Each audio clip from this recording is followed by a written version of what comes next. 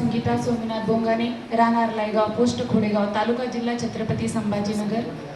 मी उमेद अभियानाकडून इथे आलेली आहे आणि इथे प्रशिक्षण मला आमच्या उमेद अभियानाच्या कडूनही कळाले आणि त्याचबरोबर उमेद अभियानाकडून कळाल्याबरोबरच पाणी फाउंडेशनचे आशिष सर यांनी ही आम्हाला इथे निमंत्रित केलेलं आहे. पाणी फाउंडेशन आणि कृषी विभागाचे मी खूप खूप आभारी आहे की त्यांनी आम्हाला इथं बोलवलं. त्याबद्दल मी एक शेतकरी आहे.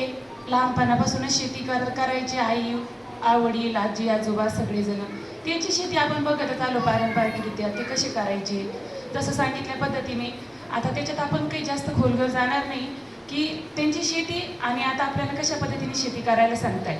याच्यामध्ये बराचसं साम्य आहे, जसे आपले आजी आजोबा शेती करायचे तसेच.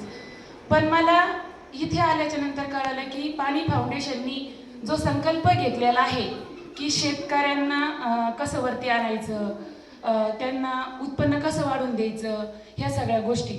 पण याच्याही व्यतिरिक्त मला एक असं वाटतं की पाणी फाउंडेशनने हा एक संकल्प घेतलेला आहे की आपली जी येणारी पिढी आहे ही निरोगी आरोग्य कसे जगेल. एक खूप मोठी विचार करण्याची एक म्हणजे गोष्ट आहे आपल्या सगळ्यांसाठी. खरोखरच आहे आपण किती स्लो पॉयझन घेतोय, आपण आपल्या शरीरामध्ये किती हळूहळू पद्धतीने विष सोडतोय. आपण जर आपल्या मुलांनी हँडवॉश नाही केलं तर आपण त्याला जेवायला बसू देत नाही, पण आपण त्याच्या अन्नामध्ये किती विषारी अन्न त्याला शिजून देतोय. बरोबर आहे की नाही. अशा सगळ्या गोष्टी आपण जर कधी, आता आपण सगळे शेतीवाले आहोत, शेती करणारे आहोत. आपण मोठमोठे पिकं तर घेतोच आणि आपण मोठमोठे पिकं घेऊन आपण मोठमोठे उत्पन्न सुद्धा वाढवणार आहे.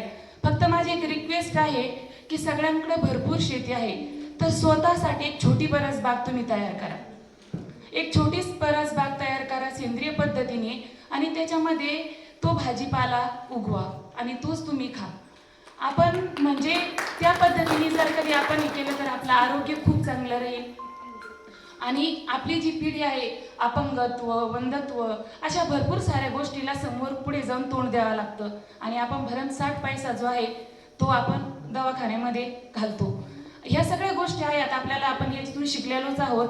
जसं की आपण बघितलं कॅन्सर ट्रेन हे कोणी शासनाने नाव दिलेलं नाहीये, पण लोकांना माहिती झालं हळूहळू की ही कॅन्सरची ट्रेन आहे. कारण की याच्यामध्ये ज्यांचं आरोग्य चांगलं नाही तेच लोक त्याच्यात बसतात आणि त्या हॉस्पिटलपर्यंत जातात. तर असं करून करून त्याचं नाव कॅन्सर ट्रेन पडलेलं आहे. हे बघा, कोणतीही गोष्ट जर आपण ठामपणे निश्चय केला तर ती कधीच आपल्यासाठी अशक्य होत नाही.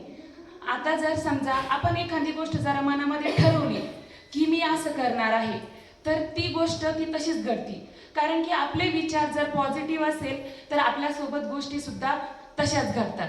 आता आपण जर निगेटिव्ह विचार केला तर त्या सुद्धा आपण आपल्यासोबत घडतात. आता हे वाक्य खूप हे झालेलं, जसा विचार केला तसं घडतं, जसा विचार केला तसं घडतं. पण 2 मिनिटासाठी जर तुम्ही विचार करून बघा की माझं डोकं दुखतंय, 2 वेळेस म्हणा 3 वेळेस म्हणा, तुमचं 3ऱ्या मिनिटाला आपोआप डोके दुखायला लागेल. कारण की हे फक्त आपली विचार करण्याची क्षमता आहे. त्याच्यामुळं आपण तर एक शेतकरी आहोत, चांगल्या प्रकारे आपण आपलं काम करू शकतो. इथं आल्याच्या नंतर आपले गट पडल्याच्या नंतर प्रत्येक गटामध्ये आपापले जे व्यक्ती होते, जे लोक होते, पहिल्या वेळेस त्यांच्यासोबत ओळख झाली नाही, नंतर खूप छान ओळख झाली आणि आता आपण आपले असं करू लागलो. हो की नाही. जसं प्रश्न होता की गावामध्ये गेल्याच्या नंतर सगळ्या लोकांना कसं समजून सांगायचं की या गटामध्ये याची सवय त्याची सवय, म्हणजे सगळ्यांच्या प्रत्येकांना वेगवेगळे प्रश्नाची उत्तरं द्यावं लागेल. पण मग आपण जसं आज इथं काही गोष्टी केल्या ना, काही स्पर्धा केल्या ना, गटाच्या माध्यमातून प्रत्येकाने आपापली कामं जबाबदारी वाटून घेतली. जसं आमचा गट पहिल्या वेळेस हारला, नंतर लक्षात आलं की आता कसं करायचं, आपण हारलो तर मग दुसऱ्या वेळेस आपण काय काळजी घ्यायची. तसंच गट जर आपण आपल्या गावात जाऊन जर कंप्लीट केला तरी आपलाही गट प्रगती करू शकतो. हो की नाही. खूप छान पद्धतीने मी 2 मिनिटांमध्ये तुमचा आभार व्यक्त करते. कारण की जेव्हा काल आम्ही गाडीमधून उतरत होतो तेव्हा आमचं लक्ष नव्हतं, परंतु सर मॅडम असे साईडला उभा राहून आम्हाला म्हणत होते स्वागत आहे तुमचं, नमस्कार.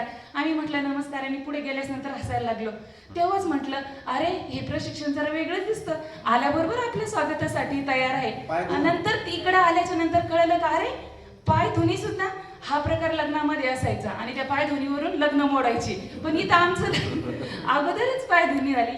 आणि काय तुम्ही आमचा 1 मिनिट सुद्धा वेळ वाया जाऊ दिला नाही. म्हणजे पूर्ण फक्त स्पर्धेमधून केलं आणि फास्ट केलं आणि किती तुम्ही आमच्याकडून करून घेतलं आणि किती देण्याचा प्रयत्न केला. तुम्हाला जरी वाटत असेल ही 30 नंबरची बॅच आहे आमची शेवटची, पण तुमच्या 30 बॅचचा अनुभव तुम्ही आम्हाला खूप छान पद्धतीने दिला आणि खूपच छान पद्धतीने केलं. आणि हे सगळी ज्येष्ठ मंडळी माझ्यापेक्षा कितीतरी मी मोठी आहे. रात्री सांस्कृतिक कार्यक्रमामध्ये माझ्याकडून काही चुकून झालं असेल तर प्लीज मला माफ करा. माझं काही इंटेन्शन तुम्हाला असं बोलायचं नव्हतं. एक आपला जोक चालू होता बरं का कुलकर्णी काका. काय बोललं ऐकलं का? बापाचं मुलीचं लोक हो. सगळेच बोलले. हो, खरंच खूप छान. आणि तुमच्या सोबतही खूप म्हणजे इथे बराच वेळ घालायला मिळाला, त्यासाठी खूप खूप धन्यवाद. आणि परत तिथे एकदा तुमचे सर्व पाणी फाउंडेशनच्या टीमचे आणि कृषी सरांचे आणि आमच्या मॅडमचे, त्यांनी आम्हाला खूप सपोर्ट केला, त्यांचे मनापासून आभार व्यक्त करते. धन्यवाद.